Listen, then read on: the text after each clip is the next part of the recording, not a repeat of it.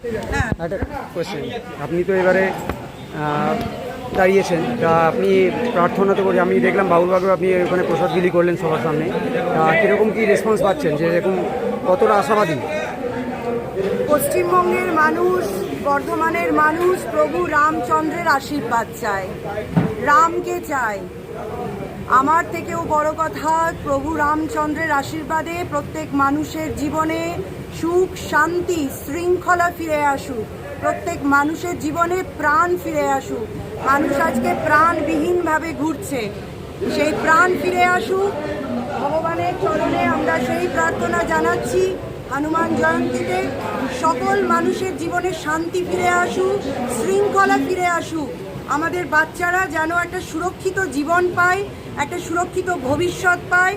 আমাদের পশ্চিমবঙ্গের মাটি যেন সুরক্ষিত হয়, এই আমরা প্রার্থনা করি। একদম, তাহলে আশা করছি যে আমরা প্রভু রামচন্দ্রের কৃপায় একদম আশাবাদী। জনগণ জানতে চাইছে যে আগামী দিনে আপনি এটাও যে দিচ্ছেন, এটা আশাবাদী আপনি, তা আপনি কি কি কর্মসূচি নিয়েছেন প্রথমেই, যেগুলো? বর্ধমানকে জঞ্জাল মুক্ত করতে হবে, ড্রেনের সংস্করণ করতে হবে, আবর্জনা মুক্ত করতে হবে, রাস্তা করতে হবে। প্রত্যেকটা রাস্তা 70% রাস্তা আপনার অন্ধকার, ইলেকট্রিসিটি দরকার আছে, শুদ্ধ পানীয় জলের দরকার আছে, শৌচালয়ের দরকার আছে, মানুষের মাথার উপরে ছাদ দরকার আছে, ভয়মুক্ত পরিবেশ দরকার আছে। মানুষ নিজের ভোট নিজে দিতে পারেন না, মানুষের অধিকার মানুষকে ফিরিয়ে দিতে হবে।